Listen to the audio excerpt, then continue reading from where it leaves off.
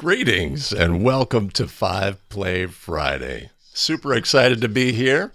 Who could have predicted that?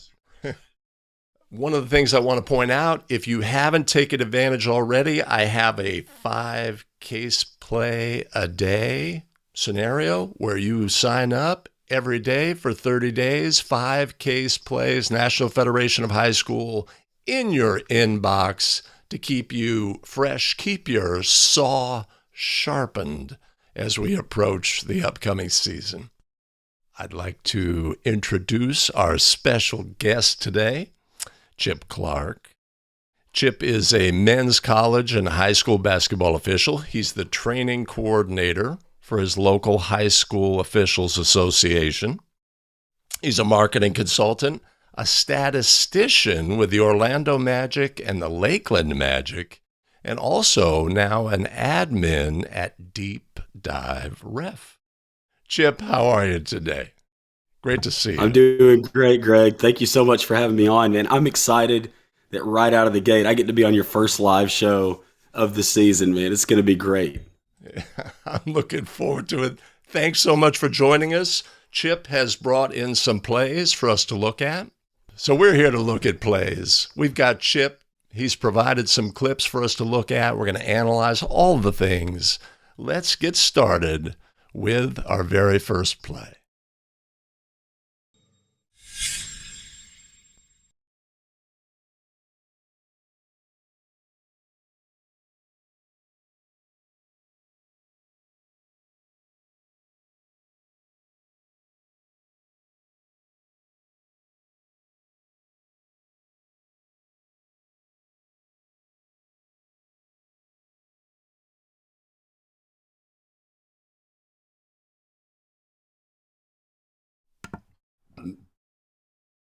Nice.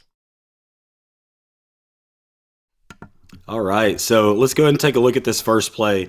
All right, so as we pick up on this, I'm doing an unapproved signal, so I apologize for you. This is me in the clip. One of the reasons I wanted to share this play is because offensive leg kickouts by shooters have been addressed at other leagues in their directives that they've put out, in their interpretations, stuff like that recently. NFHS, to my knowledge, has not put anything out on leg kick shed as far as a directive, but it's becoming a growing trend in our game, right? So offensive leg kickouts by shooters, unnatural motions like this, need to be penalized when it negatively affects the defender, correct? So on this play, we can see the offensive player is driving down. He's going to pull up for a quick three. I position adjust down to see an open look, have an up and open look through the matchup. I stay with the shooter. So one of the things that we always, and a lot of you guys know, one of the things we always talk about on airborne shooter plays, we want to find the open angle first. I did look at the feet. Now we want to officiate the shooter up. We want to officiate the shooter down, and then we can look to rebounding action. Okay, so that sequencing can really help us stay with those airborne shooters. One of the things this is a side note, but I wanted to bring it up. I evaluate a lot of crews, and I look at a lot of game film of our crews here locally. And one of the things I see a lot from high school officials is on these airborne shooter plays, especially perimeter shots, they'll mark the shot, and then they're going to turn their head and watch the ball fly through the air. All right. So I know this has been addressed multiple times, especially on this show in the past. But we want to follow the shooter up, down, and then we can look to rebounding action. Watching a ball fly through the air cannot help you at all. It's pointless. All right. That can't hurt you. That ball flying through the air cannot hurt you. But a defender crashing into a shooter can, or an offensive player unnaturally extending their leg and tripping a defender that's contesting the play, but is not going to touch the shooter otherwise. And then this results in blue 11 being tripped and falling. And Greg, I want us to talk about together kind of what you observed on this play as well. And then let's pay special attention to this. Would you split hairs on this, or would you say that the shooter has already landed? Yeah. Would you call this a player control foul as an airborne shooter, like I did? Or, would you go ahead and say that this is after the shooter has landed? That's awesome. So we haven't talked about this play, but these are exactly the things that are jumping off to me as well, is we may have a decision to make if the ball goes in, right? Are we going to score that goal, or are we going to consider this an airborne shooter? So here's what I see. I mean, when I watch the play, it's like, do we have the open look on the play? Have we moved at a pace anticipating what we're going to have and get in position? We're in perfect position. We've got the feet. We got looking for point of contact, not really a factor, but we're staying with the shooter. And like you say, it's something that if you are analyzing your own game video as a basketball official and finding those, did I stay with my shooter all the way up, all the way down, and then a little bit more, right? There may be a retaliatory thing or a throwing out a butt on a 3-point shooter. So this is all perfect. And I like the processing, right? Just taking a moment. We don't have to be in a rush here. Taking a moment, we're processing. We're watching the ball, whether it goes in, but I really just see that as we're just taking the second of time to process, make a decision, and put a call on the play. And one more thing, right? So we report. Yeah, I love it. Yeah. I love it. There's no. It's an unapproved signal. It's not an approved signal, and so I understand that. I want to get that out there from an NFHS standpoint. Obviously, it's not an approved signal, but what do we have on this play? Okay, so what I could have done. What am I going to call a blocking foul on this? Yeah. What am I going to call? So I could obviously have reported the color and number, and then I could have done blocking foul, and then given a little extra with the leg kick. Yep. So I want to. I've got the assistant coach for this team right behind me, and the head coach that said, why? What? That's on him. And so giving that, I don't even have to say a word to them. When I do my leg kick out like that, then it's clear to them, and they know that this player does this on plays. So here's some context. A few plays earlier, he did it. I was aware to that, and now we keep that in the back of our mind throughout the game. Whenever this player goes up to shoot a 3-point attempt, we know he's going to unnaturally kick his leg out. And if he makes contact, now I want to talk about this, Greg. If he makes contact right here, but it doesn't trip that defender, That's a no call. Yeah. That's a no call. The only reason I have a call on this play is because it trips blue 11 and causes him to fall to the floor. All right. And that's what we've been instructed at the collegiate level. Obviously, this applies here too. This is an offensive leg kick out. He contacts him just as he's landing, almost simultaneously as he's landing. So when I look to the basket there, that's just my normal sequencing, right? But that normal sequencing also gives me time, like you said, to process this play and think, okay, do I have a player control foul on this? Is he airborne shooter? Am I going to, if this goes in, am I going to wipe the bucket? Just processing, even if it's stuff that you're thinking through all those things in a split second, right? And so giving that extra look to the basket, even though at that point I probably already knew I was coming out with player control and I was going to wipe it even if it went in. But that lets me know after I looked over there, I see the shot did not go in, so I don't need to wipe it away, right? I don't need to cancel the basket. So if it had gone in, that's why I looked to the basket there after I observed the illegal contact. I looked to the basket there. I see it doesn't go in, so I don't need to wipe it. I don't need to cancel it. Right. I mean, Les did bring up, I'm glad you highlighted that one. So in that moment, all right, so as he's landing, and this is why I mentioned splitting hairs earlier. Yes. I feel that as his right foot is landing, and as I'm processing this play, right, I see the contest coming out. I'm looking for point of contact up top. And then as I look to see him land, I see the contact. Now, the trip did not occur until after he had landed, clearly, right? The players didn't fall until after he had landed. But the point of contact with that extended leg occurred simultaneously almost with the right foot landing. So, and in that moment, I mean, obviously we can talk about, that's why we're on here evaluating this. This is what's great about reviewing game film is you can look back and see, did he land before the contact? In this play, it was so close that in real time or at game speed and even in slow-mo, in my opinion, the contact occurs, the illegal contact. It didn't become illegal until he tripped, right? But the contact itself occurred while he was landing. Yep. Yeah. So airborne shooter, in my opinion, still. And if we're talking just what's our approach to the game, let's say this was a defensive foul, right? Had the player landed or were they in the process of landing? Where do we want to err? Do we want to err on the No, he had landed. This is a foul after, or this is a foul on a shooter, right? If Or this a foul contact in this occurs case by a shooter. If this contact occurs by the defender on this play, and it's illegal contact by the defender at the same exact time that this contact occurred, Yeah. I'm obviously Shooting. going to be awarding 3 free throws. Yeah. So I mean that is my approach. I'm going to err on the side of airborne shooter until it is obvious they are not an airborne shooter. And sometimes we get that in plays where a player lands as a three-point shooter, a defender is running out, they contact them after they have clearly landed.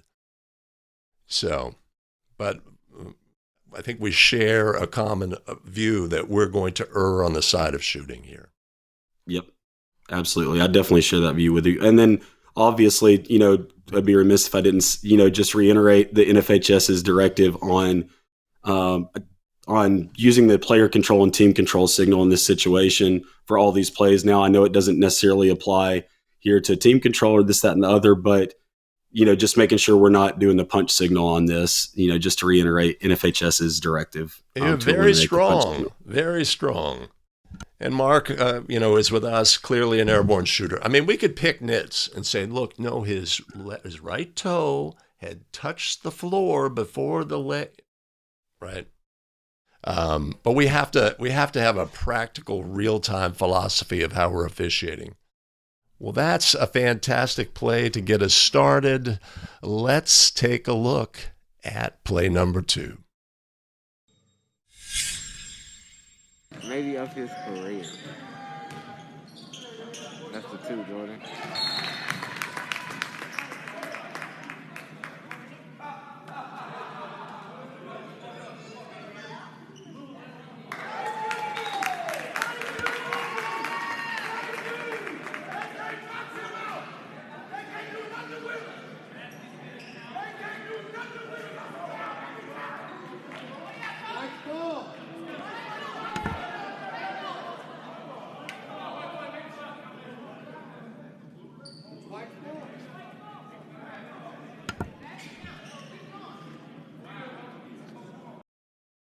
So on this play, as it's wrapping up, let's go ahead and one of the biggest things I want to focus on, not just the call itself, right, but is the team officiating afterwards, okay?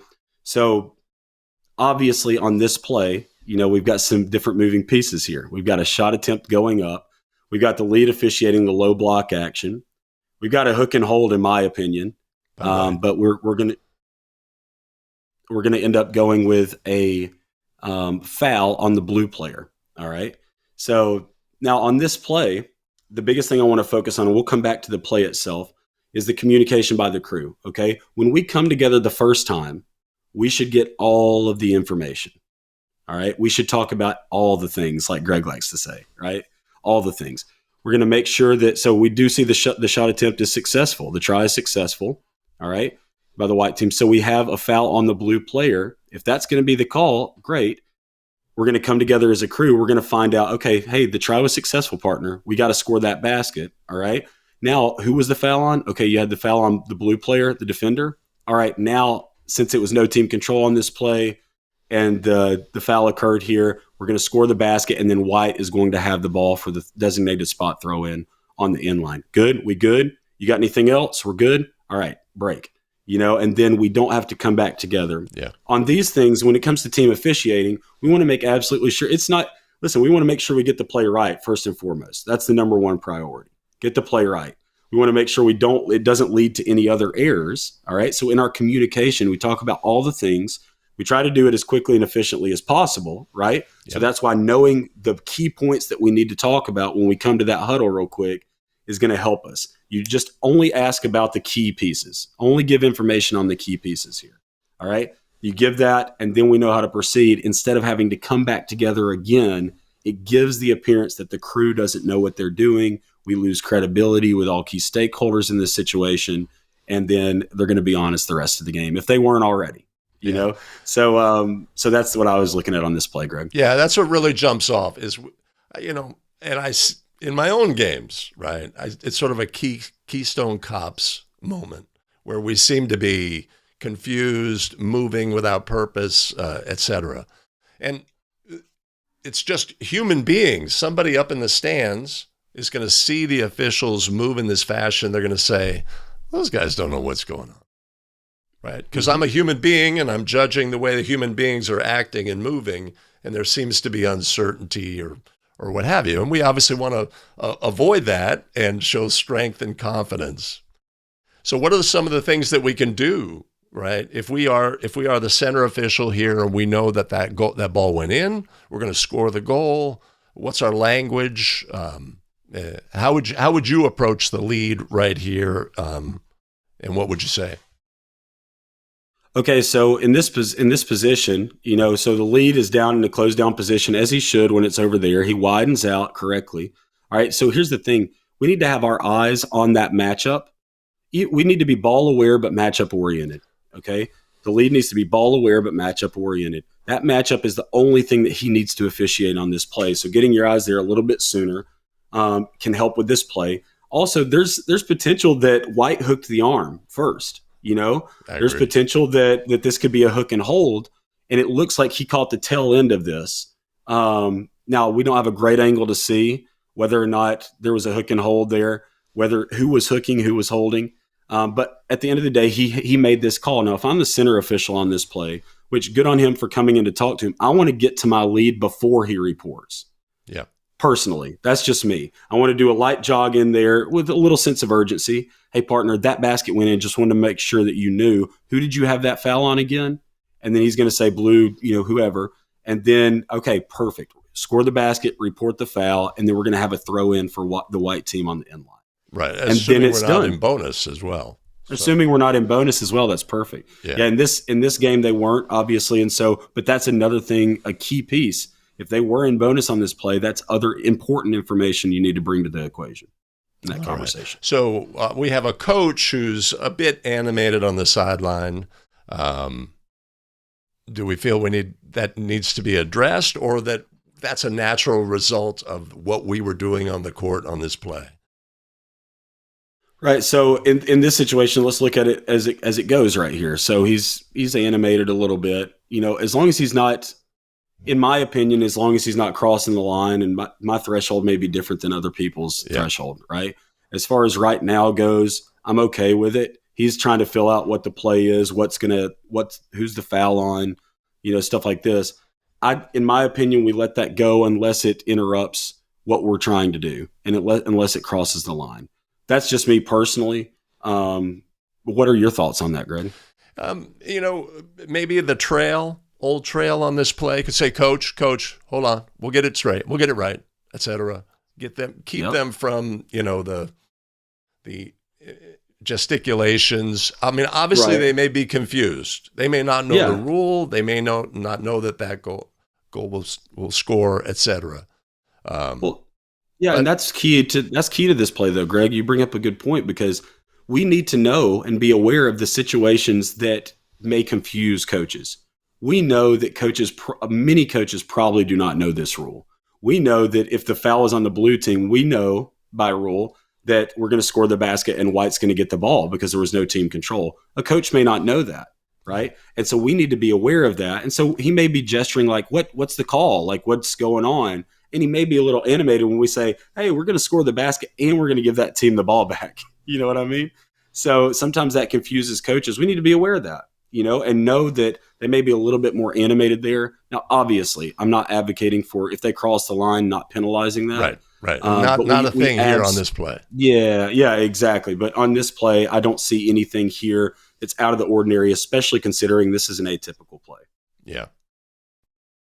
I will say I did watch this whole game, and this is a crew from Texas, from San Antonio, and yeah, that's what I would say as well, Les. If I'm the trail on this play, what can I add, right?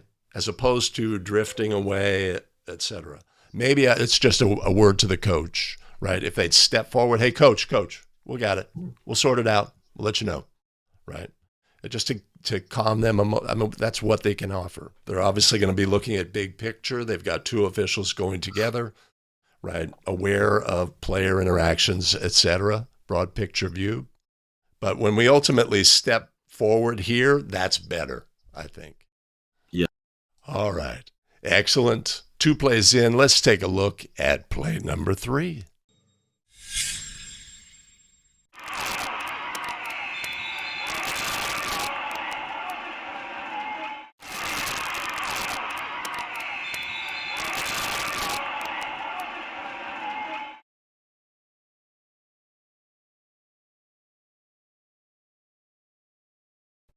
All right, this is a nice quick clip. This is obviously the tail end of the second quarter, closing seconds.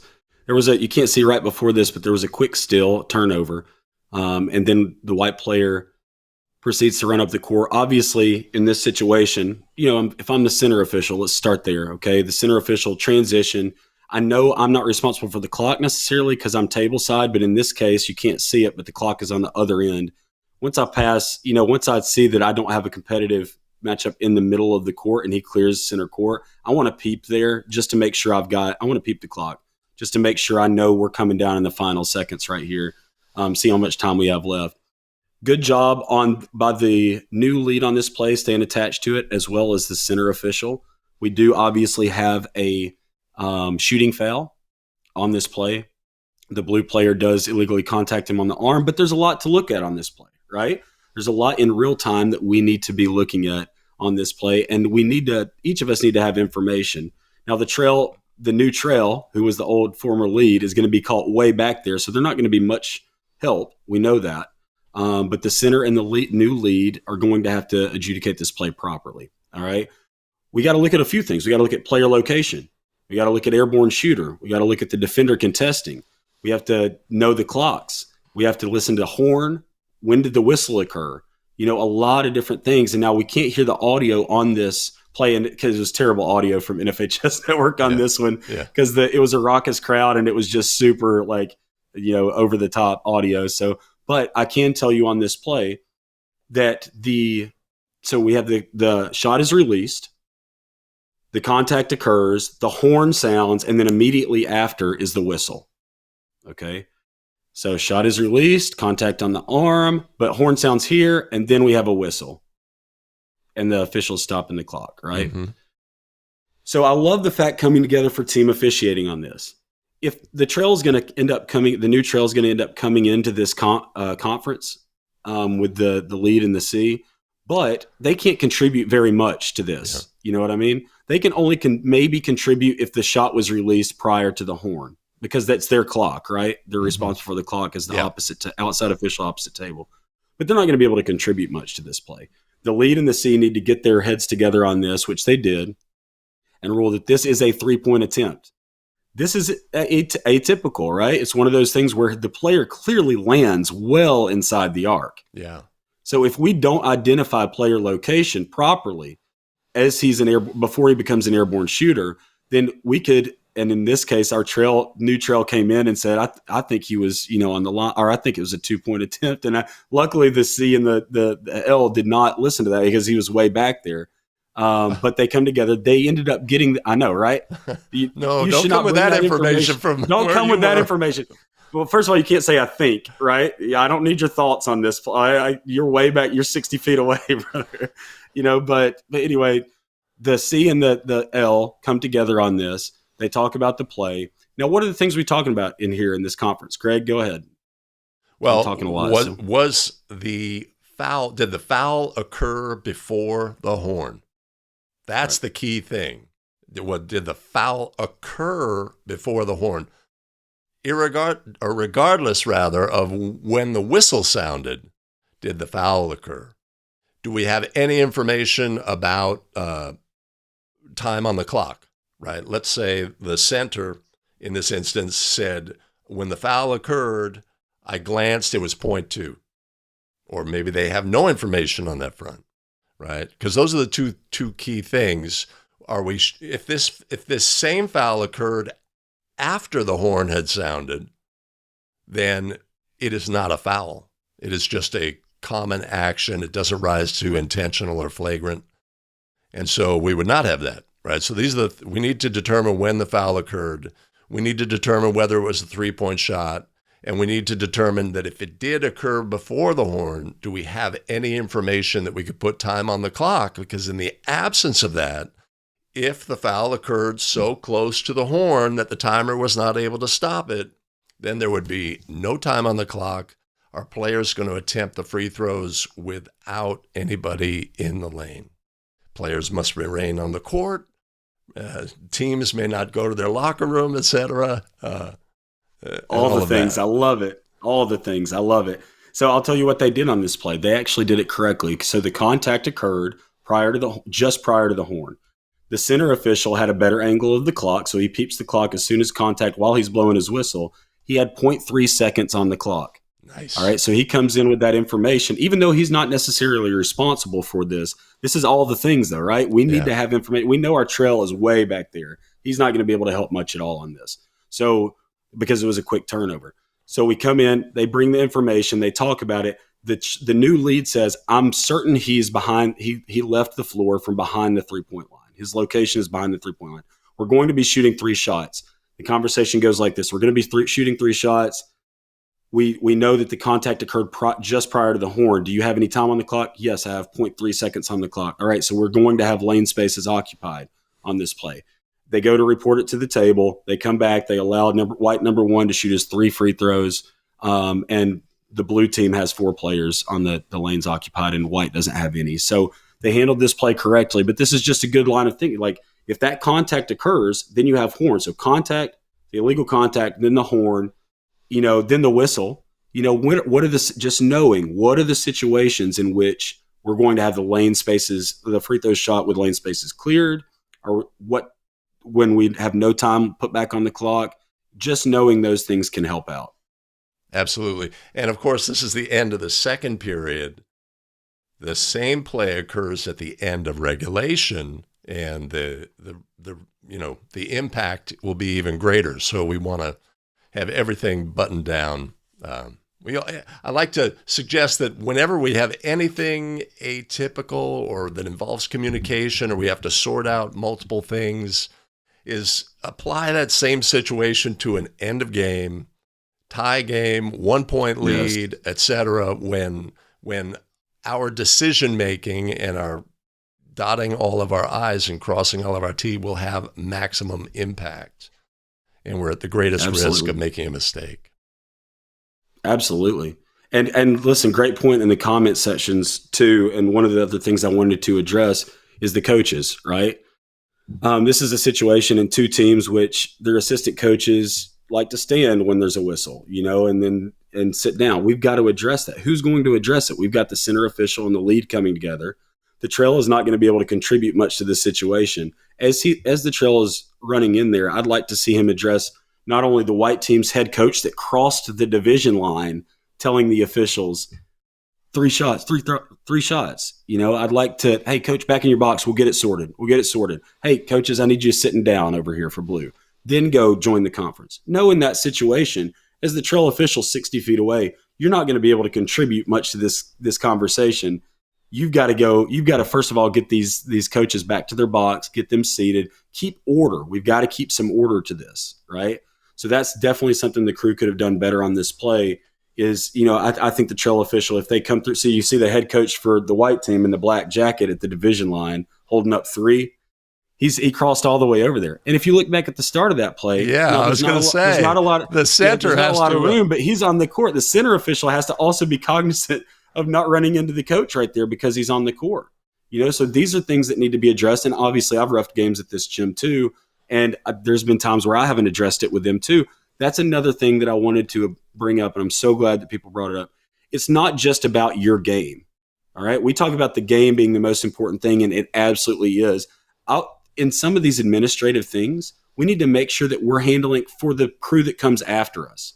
You know what I mean? If we handle the coaches properly, if we handle bench decorum properly and stuff like that, and we continue to do that game after game, crew after crew that they see, hopefully that establishes a positive habit, and they understand that this is not going to be tolerated by anybody.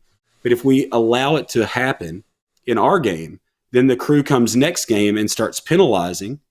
Then it's the inconsistencies that coaches are talking about, and that's going to really set us up for failure, as an association, as a crew, as future crews. So being mindful of what needs to be taken care of as far as bench decorum goes can help us not only in that game keep order, but it's going to help future crews and partners that we have in the future be able to have a cleaner game. Excellent. So wait a minute. Good points, guys. Does our center official not have a lanyard? Is this the greatest? Is this the Yeah, greatest listen, crime against humanity? Listen, you are absolutely right. He does not use a lanyard. He does not use a lanyard. And listen, he is super sharp with it too, man. Yeah. I reffed a JV game with him. Just we were helping out and covering a tournament together. I reffed a JV game with him, and it was such a blowout. It was just one of those games. You just want to try to work on something. You want to just try to get a little bit better, or not just work on one thing, but work on multiple things because you have the opportunity to do so, right? Well, anyway, I was like, it was one of those games as a blowout. I was like, man, this second half, I'm going to try what you do. I'm going to try to use it without the lanyard. And like 2 whistles in, the whistle drops to the floor both times. I'm like, screw this, dude. I'm not doing this anymore. More power to you, man, but I can't do that. So that's got to take some practice for me. But yeah, anyway, it's I know that I can't remember. You can help me out with this. Is it required in NFHS for the officials to wear a lanyard? That is I think that is required. Is it required? Yeah. I don't really understand the restriction. I mean, what's the negative impact of not using a lanyard? I'm not sure, but if that's the case, then obviously we shouldn't do it. I just want to put that out there because obviously we need to go by, the directives. But I will say this, he's as good as NBA officials when it comes to using that whistle without a lanyard. I mean, just boom, right in the pocket. He knows right in the belt loop, whatever he's got, or the waistband. He's really good with it. So, I mean, yeah, it looks clean to me. I mean, most officials that I talk to that either don't use a lanyard, like in AAU ball over the summer or what have you, or don't use one, is that it helps them. It helps them slow down and process better. So I guess it's a uniformity thing. We don't want somebody on the crew being different than the others. It's a little mind-boggling why there would be a restriction against. Right. But we don't make the rules and restrictions, do we, Greg? So No, we don't. No, we don't. I've had thoughts on them in the past for sure. Yeah. So Libertarian Neighbor says, Coach here, what moment marks the stoppage of the clock on this play? Yep. So as far as this is, the illegal contact occurs prior to the horn. Okay. So we're going to go back. We do have a whistle for that illegal contact. So even though the whistle sounds just before the horn, or it's just after the horn, I mean, we're talking about a millisecond, right? After the horn. In this case, the contact does clearly occur just before the horn as well. All right. So when you go to dead ball, if you go to Rule 6 in the NFHS rulebook and you look at the dead ball section where it talks about the things that where the play becomes dead, obviously a defensive foul in this situation, a common foul in this situation is going to cause the play to become dead. It is an airborne shooter situation, so it doesn't mean the try doesn't count because he is already in shooting motion, airborne shooter, he releases the shot. That's going to count if it's successful, in which it was. We're going to score the 3, or excuse me, it was not successful, my bad, but it's still a shooting foul, okay? I was thinking about a different play, that's my fault. Yeah. He does release the try. The contact occurs while the try is in flight. Obviously, the ball has not become dead yet. It becomes dead on the illegal contact, but since there's a try for goal, that's an exception, as mentioned in that dead ball rule, right? Try for goal, it ends. We do have the illegal contact is where the ball becomes dead 0.3 seconds before the horn sounds. Obviously, some margin of error there. We're relying on our definite information from the center official on this play who comes in and says, I saw 0.3 when the contact occurred and I was starting to blow my whistle. Yeah. Good stuff. It's a good question. Good explanation as well. All right. What are we? 3 plays in? Let's take a look at play number 4.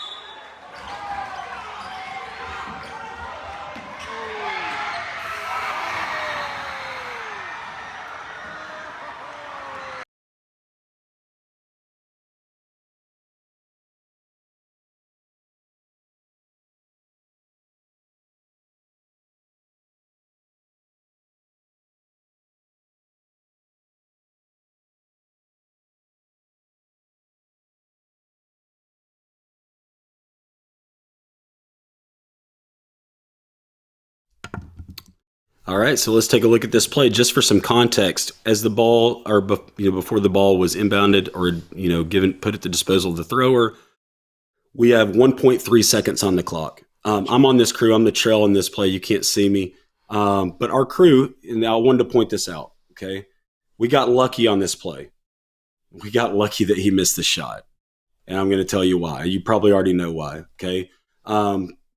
Our crew in this situation had a great game, in my opinion. Going back and watching on film, I felt like we called a really good game. This is a great example of what could happen, about how you could have a great game for all of the minutes, except for the last, 1.3 seconds. And this could be what is remembered by everybody if this shot had gone in. Okay. Now let's take a look at what we're looking at on this play. And before we do, think about if you were in this situation, 1.3 seconds on the clock, the team that is trailing by 1 point is going to have they've got to try to get a shot off. They can catch and shoot in this situation because it's above 0.3 seconds. But you want to be aware of all the things, right? What could happen on this play? As the trail, I'm thinking about the crossing screen at the free throw line. All right. That's what I'm looking at. And maybe the number 25 coming off that screen to catch a pass. I knew that was about to occur. So I'm looking at that to make sure it's a legal screen. They happen to switch on this screen though. But at the same time they're switching on the screen, turn your attention to the strong side low block right there. All right. The blue player comes to set a screen, the blue player, number 10, comes across to set this screen. And this is clearly not a legal screen. In fact, he impedes the progress of this defender and completely clears him out of the play, allowing number 34 blue a wide open attempt to catch that and put it back. If that ball goes in, we're going to be hearing from the white team. We're going to be hearing from their coach. Here's the thing. In this situation, we've got to have the guts as a crew. And I'm saying myself as well, because even though I was looking at the screening action at the top, I've got to at least have knowledge of this play too. This could come from the center. This could come from the lead. This can come from anywhere. But we've got to have the guts in this situation to call this, even though they're down by 1 point. We cannot just leave it to see what happens, because anything could happen. On this play, this is clearly an illegal screen. 10 does not establish a legal screening position and uses his extended elbow and body and walks through him to clear him out of the play. This is an illegal screen and needed to be called, even in a situation like this where the blue team would probably no longer have a chance to win this game. I agree. And that's on us as a crew. Doesn't matter what you've done before this point. If number 34 for blue had have made that attempt, then we're screwed. Yeah. That's all people are going to remember. Did you think that was an illegal screen? I know, right? Why are you thanking me, Rev? Thank you so much for missing that, bro. No, but that is just something to be mindful of. Like, intestinal fortitude is something we talk about from time to time as officials. In big moments, managing major moments and being able to step up and get plays right in big moments is the trademark of a good official, a great official, rather. We've got to be willing to make the tough calls in those moments. That's a clear illegal screen, as Latrell says. That needed to be called. Our crew needed to call that an illegal screen in this play. We failed to do so, and we just lucked into this shot being missed. Les has a great point too. Good comment. Center official has to get that. That's definitely a center play in my opinion. I could have knowledge of it, but I've got my screening action. I'm looking for maybe the 25 blue coming off the screen to get a pat or a catch and shoot. He was one of their best shooters in that game, so I'm mindful of that as well. Right. But when can you pause it for a second, Greg, at the start of that play? We talk about anticipating the play, not a foul, right? We've got to anticipate when they line up in this. There's a lot of sets you can run out of this. Okay. Yeah. When you've got blue 34, the tallest player on the court, lined up here on the strong side low block, you've got a couple of things that could happen. The lead needs to be aware of a seal. If 34 just tries to drop below 10 and seal him off to catch one underneath and then just lay it up. So the lead needs to be aware of not only the thrower and the defender guarding the throw in, but he needs to be aware of a potential seal by 34. All right. Is it going to be legal, or is 10 draped all over his back? Or, we got to be aware of that. The center official on this play needs to be aware of the matchup specifically on the weak side low block with blue 10 right here. All right. when you see a formation like this and a set like this, and it was 1.3 seconds on the clock, anticipate these things. Lead anticipating that.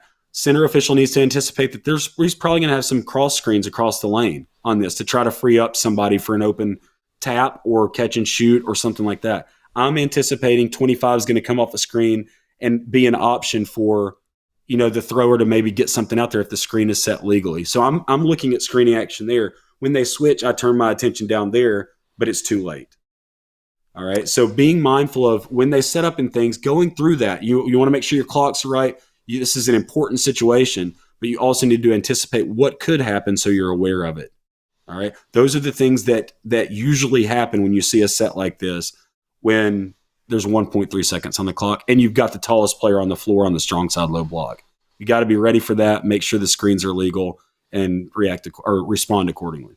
Yeah. And you have, 31 minutes and 58 seconds of plays they've run previously, and they're right. Things that then we may have picked up. Hey, on their inbounds, their screens are maybe suboptimal, maybe didn't rise to the level, but we have a moment of desperation here as well. And so a human attribute that we see is desperate players will take maybe extreme actions, as our screener does. He probably in his mind, I have to prevent this guy from playing defense so we can get an open look. And took it a bit too far. He took it way too far. I'm with you. That's good. But good point. Like that, it could have been compounded if we made the mistake of calling a foul on that one and missing the illegal screen. That's a big no-no. Miss the illegal screen and then get a phantom foul on the home team. Not a recipe for success right there. No, indeed. All right. Going to need a police escort. Need a police escort out after that if that happened. 4 plays in. Let's take a look at play number 5.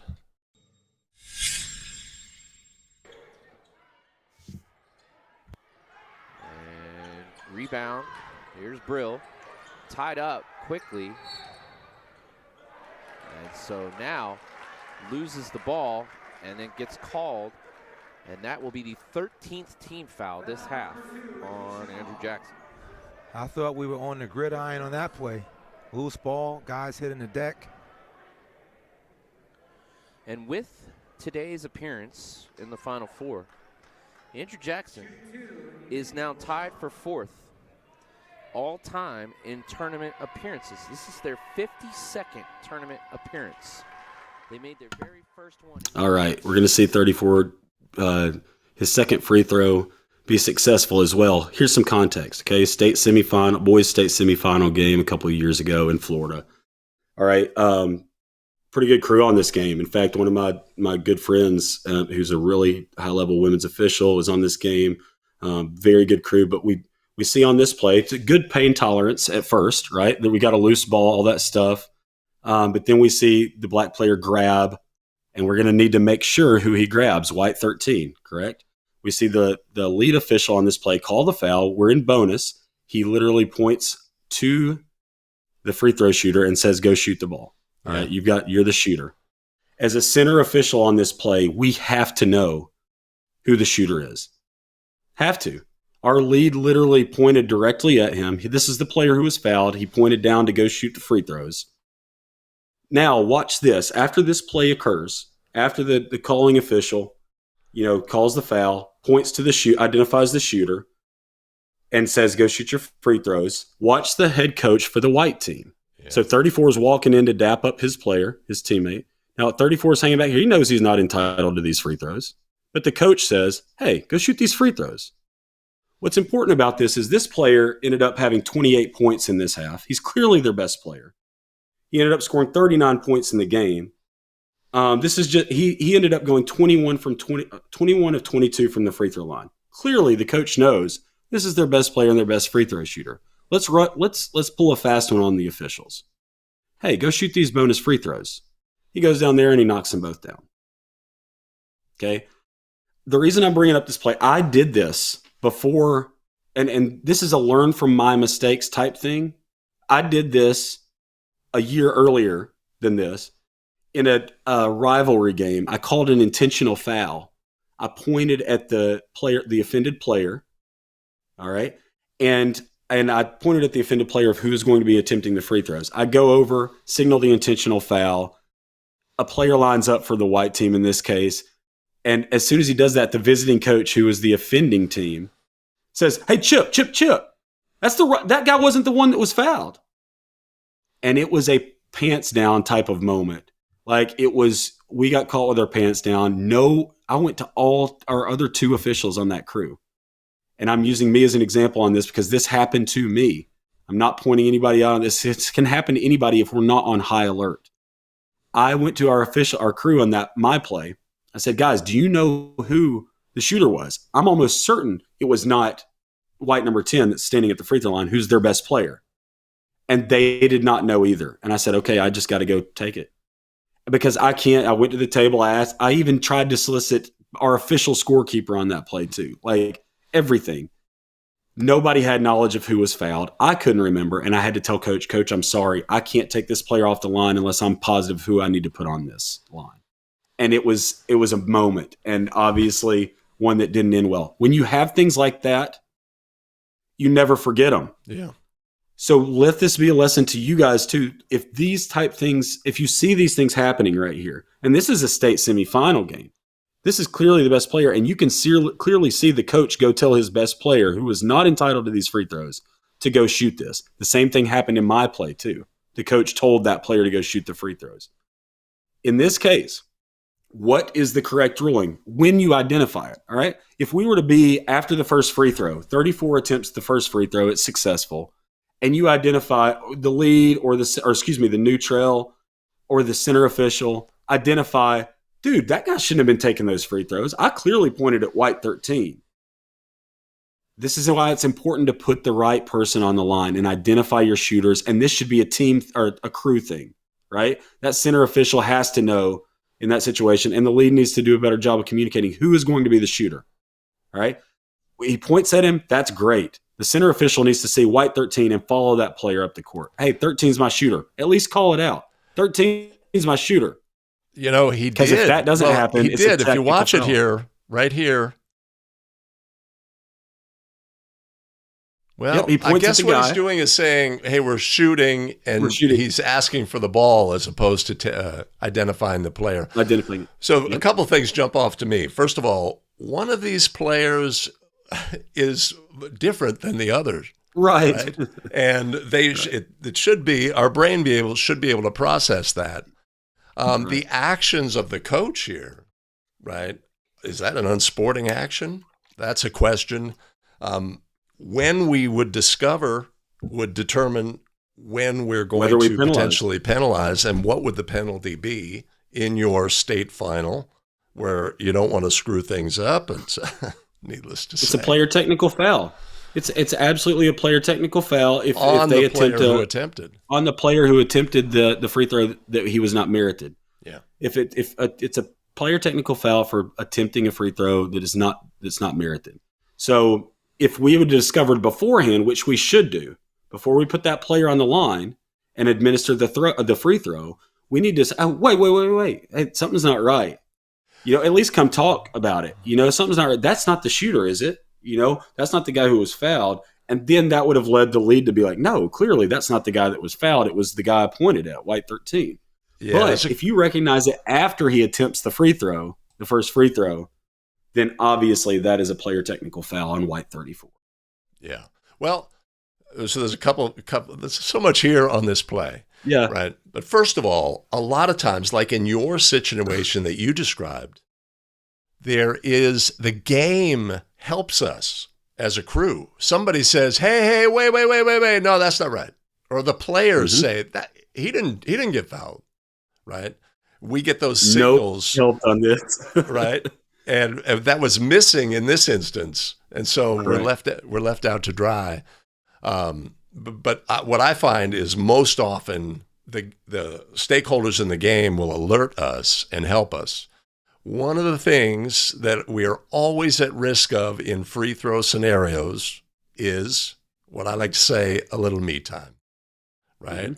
We've been working hard Yep. this game. I've been thinking about a lot of things. We just disconnect from the game for a moment, and we're at risk of something going wrong, which it does in this instance. I'm sure this crew, got a lot of feedback. Well, you know what's weird is I was sitting at the scores table doing the stats for this game. I noticed it, that it was the wrong free throw shooter, but I'm not going to stop the game. I'm not an official scorer. I'm just doing the stats. You know what I mean? Dude, I can't stop your mouth. Wrong shooter. That's not the wrong shooter. Wrong shooter. Do we have an alternate official? No alternate official on this. Okay. And so you got your state evaluators behind there. The state evaluators, to my knowledge, did not address this with the crew, because I sent this to one of my buddies after the game who was on the game. I said, hey, did you guys know that you put the wrong free throw shooter on the line, or let the wrong player attempt a free throws? And he's like, nope, no clue. And so it can happen. Somebody said it in the comments. This is an easy mistake to make. For real, Jacob said it. This is an easy mistake to make. I've made it before. Please don't let this be you, because it can, like in this situation, second quarter, sure, this guy ended up with 39 points. He scored 28 points in this quarter. He 21 to 22 from free throws. This game, he's clearly their best player, but there's still a lot of time to make this up. In my game, it was like a minute left when I called this intentional foul in like a 2-point game, And so it ended up not making a difference. The team that was winning, that was disadvantaged on this by me not knowing, ended up winning anyway. However, don't let this be you. I love this from Mike. Talk about these things in pregame. Identifying shooters is very, very important to what we do. And now I promise you, because this mistake happened to me, it allowed me to identify this play in this game. I was the only one in the gym almost that knew that this was the wrong free throw shooter. But I knew it because I had made that mistake like 3 games before this. You know what I mean? I knew it, and now every single time there's a bonus situation upcoming, or a shooting foul, or an intentional foul, I don't care if I don't care what spot I'm in on the court, or if I'm the calling official or not. I'm identifying the shooter, and I'm saying white 13's our shooter, and I'm saying it verbally, and I'm giving numbers, everything that I can to make sure that our crew does not allow the wrong player to attempt these free throws, because I've seen and felt firsthand the embarrassment. Because that coach in my game obviously emailed our people after the game, our supervisors, stuff like that, and said, Chip totally botched this one up, And he said my name because I was the one that came to him and said, right, this is on me. I was the crew chief. This is on me, coach. I made the mistake. I will literally take any criticism you can throw at me right now, because you are absolutely right. And I know you're right. I just don't know who the free throw shooter is. So I can't just put anybody up there without knowing. I can't guess on this. Yeah. And previously you had mentioned working that blowout JV game with the other official. Right. What are we working on in a blowout JV game? Are we just managing like the game into the port and what have you? Or are we like, hey, in this game, I'm going to work on this one thing, this discipline aspect, right? I'm going to get my shooter. You call the foul. I'm going to identify the shooter. I'm going to be really remedial and basic and really help reinforce my habit of identifying the shooter and getting them to the line. Yeah, absolutely.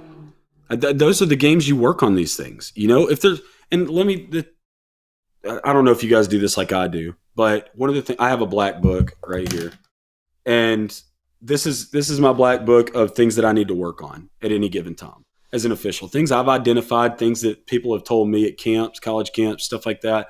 I have a running list, and I try to keep at least 20 things on the list. That's a lot. It may seem like a lot, but these are literal nitpicky things that I want to get better at. I want to get better every possession. I want to focus on doing the right thing every possession, every dead ball, making sure I don't lose focus, don't take that me time. Dead ball, we got to be on high alert. As soon as a foul is called, we need to know why it was called, what's going to be the result of this play, how are we going to resume play. We need to have all those answers, all right? And so literally getting just a little bit better every single possession is what I'm focused on. And that's why I have this book in here, like this book of like 20 things at any given moment that I need to improve on. But right now, one of the things I'm working on at the collegiate level, and this could apply to some high school associations too that have shot clocks, my shot clock differentials. I got to get better at my shot clock differentials, right? Knowing how much time is left on going to be left on the clock if we have a shot clock violation, in point or tenths of a second, situations. So I need to get better at those things. There's a lot of little things that I need to improve on that can turn into big things if we don't get them right. Identifying your shooters is of utmost importance to making sure your game stays on the rails and you don't have an oh crap moment like I did in my game or like they ended up having in this game. And I think Mike asked, this was the state semifinal from it wasn't this past season, maybe 2021. I think the season prior to that it was a state semifinal between Andrew Jackson and Bishop McLaughlin, which turned out to be like an 8-point game. I think Bishop McLaughlin won by like 79-71 or something, but that guy, White 34, that shot those unmerited free throws, he ended up with 39 points in that game. I mean, just went off. Was making everything. So that's who you want on the line. And last thing I'll say about that play is, listen, if there's any coaches on here, I apologize, but coaches want the advantage, right? And I'm not saying all coaches do this. Yeah, I'm not talking about the morality of it, but sometimes coaches do what these coaches I just mentioned did. They know that player, their best player, is not merited those free throws, but they told them to go shoot it anyway. They try to pull fast ones on us from time to time. That's why it's of utmost importance that we stay engaged, even during dead ball situations. We've got to know it. You got to know all the things. It's a lot. This job is not easy. Thinking about all the things that you need to do in dead balls. And Eric Lewis, NBA ref, he says it all the time. He's got you. When you get to the end of a game as an official, you should be mentally and physically exhausted. Just wiped out. Because you've been thinking, your mind has been going 90-0 the whole game, and you're not taking mental breaks. You take your mental breaks when you can. When you're walking off the court, after you've left the confines of the court for halftime, let's take a breather. We need some rest for a second. Let's give our minds a break. But in these situations, you gotta be thinking, what are my clocks on this? I mean, every time I pass the free throw line extended or a division line, I peep the clock real quick. I've just gotten in the habit of that. Just knowing my clock started on time. Like whenever the play is inbound and the player catches it, I peep the clock. In high school, I don't even use. I literally only give a visible count on the 10 seconds in the backcourt just for show. I don't even use it. It's just for show. I peep the clock as soon as it's called, and I do the differential in my head real quick. What's 10 seconds? If the clock if it's 4:37 when they touch the ball legally in bounds on the throw in, all right, 4:37. Then I know if it gets to 4:27 and the ball's still in the backcourt and it hasn't taken on front court status, I know I've got a 10-second violation. So my count is just for show. In states like California, Greg has the benefit in high school games of having a shot clock.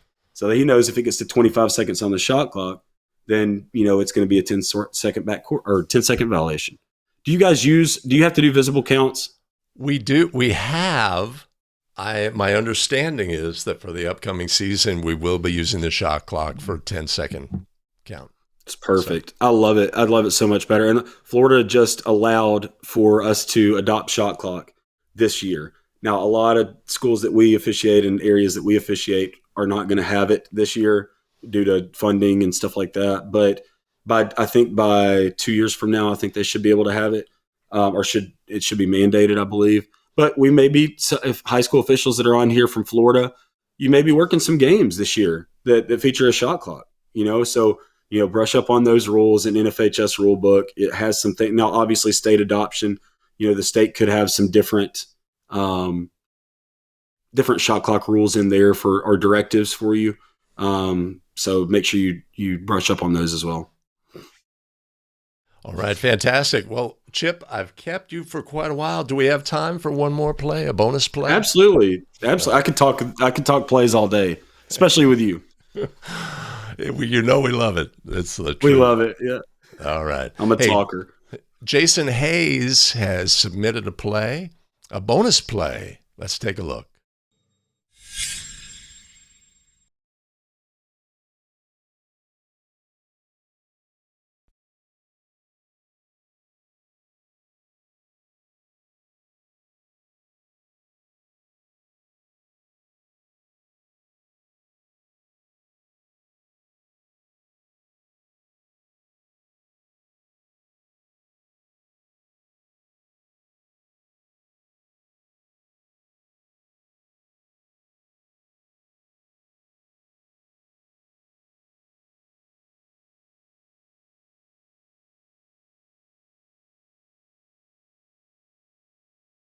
That is a tough look from C.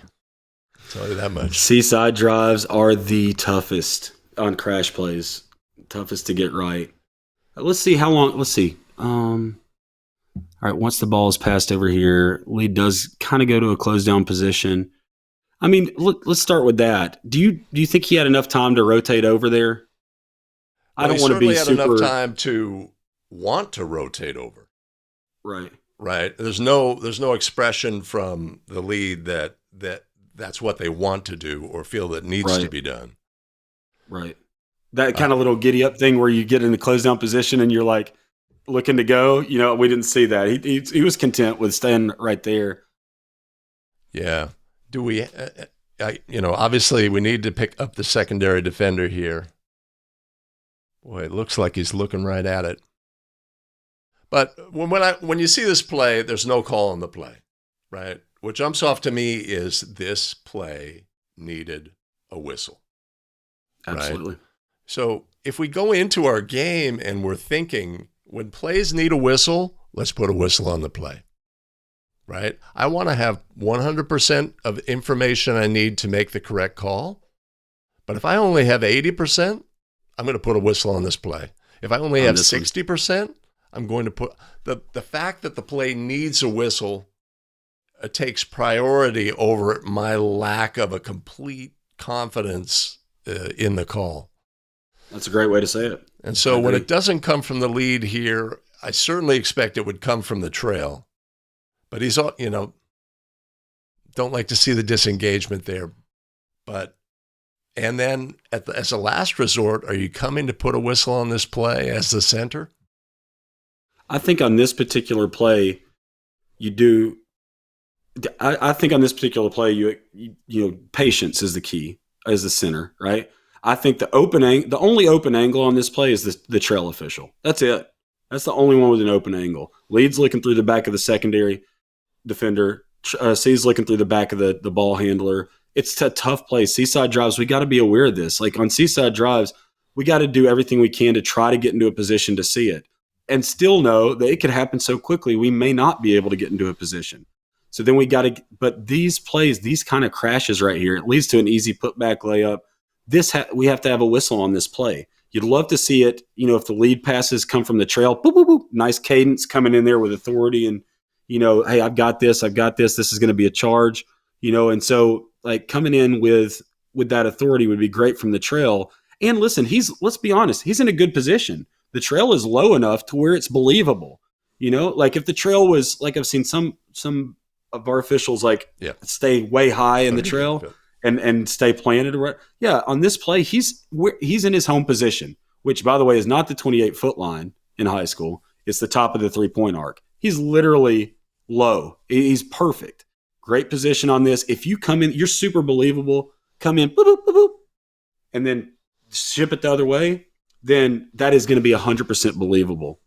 Center official, in my opinion, I believe he could have had something because this play needs a whistle. I think it's one of those, it needs to come from somebody. Yeah.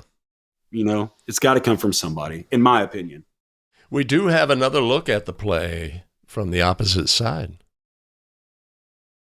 Same play. Let's watch the secondary. Yeah, he's there. I mean, barely. Yeah. If you watch the secondary defender the whole time, he establishes LGP prior to the airborne or the shooter leaving the floor. I mean, he jumps into position, jumps in, boom, he's there. So you got the cadence of boom, and then he's up. I think it charges the right call on this play, or would have been the right call on this play.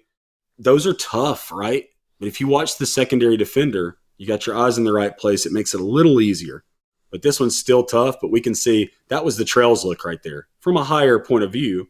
Yeah. But that's the trails look right there. Boom. Yep. I mean, you got that's a great chance for you to come in and show. And listen, if you got an evaluator watching your game on this game and you're the trail and you come in, your evaluator should know enough to know this is a really tough look for the lead in the C or the L in the C, right? And they know that you should have the open angle on this play as the trail. This is a great chance for the trail to come in and show what he's been working on. Yeah. What we've been working on. I'm talking about me now. I'm using myself as an example. Yeah. One of the things in my black book is my whistle control from the outside positions. my cadence whistles, the timing of my whistles to show how like professional timing. I want to get it perfect. I want to have just enough patience and then come in when I have to. And even my body movements, I want to take a few steps in while I'm doing this, calling this play from the trail. This is the time as a trail that I've been waiting for and preparing for. This is my time to shine. This is in front of my evaluators to show I can be professional on this. I can come in and get a call that needs to be got, right? I can get it right, and I can do it with the perfect timing on my whistle. Boop, boop, boop, boop. I'm coming in to get this, and then I'm sending it. That shows your evaluators, shows your supervisors that this guy, this girl knows what they're doing. You're going to get high marks. You're going to get high marks. You come in late on a play that needs a whistle, right? And you come in with strength and certainty and willing to own the fact that, yes, the whistle came very late. Yes, but we got the call correct. Right. It's like you get nothing but flowers in that situation from those in the know. The game appreciates it, as we like to say. Going back to the play we just looked at, in my opinion, as the lead, what I would have liked to see happen and what I would have tried to do is as soon as that ball is where it is, I'm going to be where that lead originally was, right? But as soon as that ball gets passed to the opposite, I've got that competitive matchup in the lane. I'm going to at least come to a closed down position, maybe even one step inside the lane line, right? So I'm coming down to the C almost. I'm going to get ready to go once that pass comes over.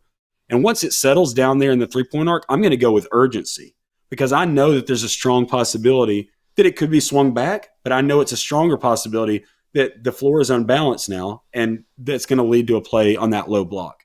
And I need to be in a better position to help our crew. So listen, I've done it just like the lead here. One of the things that's taken a long time for me to learn as an official, and it just comes with experience, is knowing when to rotate. There's been plenty of times with all of us, especially when we're starting out, you get halfway across the lane and then it comes back the other way and you're like, oh, wait. It's an art, knowing when to rotate, knowing when to anticipate something could happen and the percentages of it happening on that side, but you just got to be in a closed down position first and foremost to at least give yourself a chance.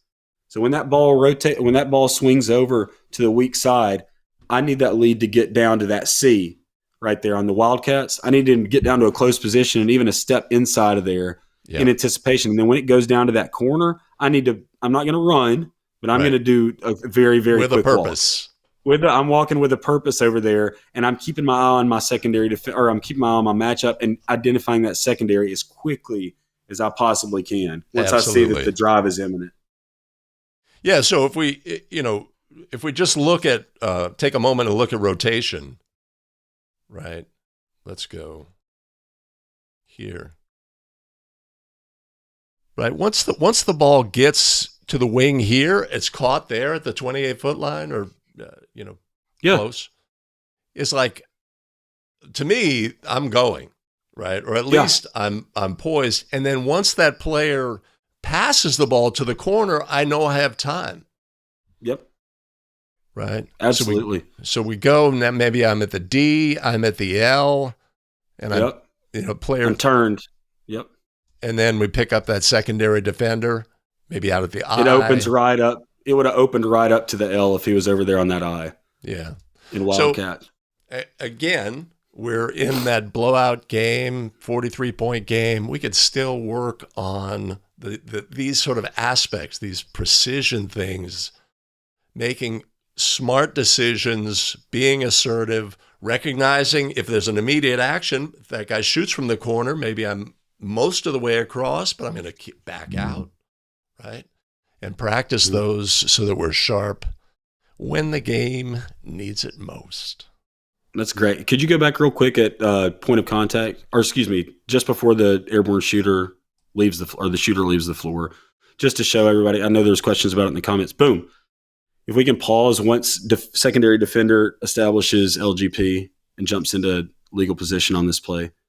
So boom, he jumps in right here. It's bang, bang, but he's there. Yeah. Like it's super close. I know it was brought up by Les. Judgment call on this one. Point is, it needs a whistle. Absolutely spot on.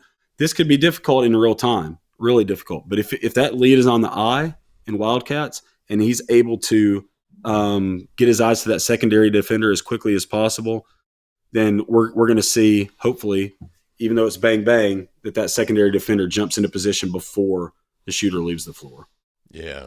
And Jason told me in this game, just prior to this, there was a block charge play that was, let's say it was obviously a charge and it was ruled a block. Okay. And to me, that's like something I'm carrying as the center here as well on this play is, what's happened in the game so far, et cetera. So, yep. All the things, all right? The things. And that's why at the end of the game, we are exhausted. Yep. I mean, listen, so judgment calls, gray area plays, stuff like that are not black and white. That's where we earn our stripes. You know what I mean? That's where we make our, quote unquote, make our money. That's what separates the great officials from the good officials, and that's matching calls, like matching plays, being able to or process that information and keep it handy in the back of your mind for recall when you need it. So knowing what your partner just called on the other end, knowing, having an idea of whether or not that was the correct call, just all of those things. So that's what separates the great from the good. So, all right, Chip. So I am going to let you go. I appreciate you joining us today for a 5 Play Friday live with a guest. Yes, sir. Oh, my tech team was working overtime to put this all together today. So a shout out to Gus and Oliver, but much appreciated and much love. I hope to do this more. Hope to have you back at another time. We'll talk about plays and we'll all help each other get better. Absolutely. And I'll tell you what, like I've got thousands and thousands of plays in my library. Like I break down film all the time during the season. So if I come across some head scratchers or some atypical plays, I'll make sure to send them to you so you can have some good ones for 5 Play Friday for sure. Even if it's ones that I missed. Come on. Do what? Yeah, come on back. Awesome. Hey, listen, thank you so much, Greg, for having me on. And guys in the comments, guys and girls, it was great, being able to see you guys even in text form over here. I wish you guys nothing but the best of luck throughout the season. Literally, it's here. It's right around the corner. We got preseason college games that have already started. Maybe some of you guys are in middle school games, junior high games already for high school. So I just wish you guys the best of luck and success this season. Hey, keep learning your rules, keep staying in your rule book, keep staying in your case book, officials manuals. Just do all the things you need to do to have a successful season. And keep listening to this guy because he knows what he's talking about. Greg, I appreciate you so much for having me on, man. It's great to see all you guys. Best of luck. Thanks so much, Chip.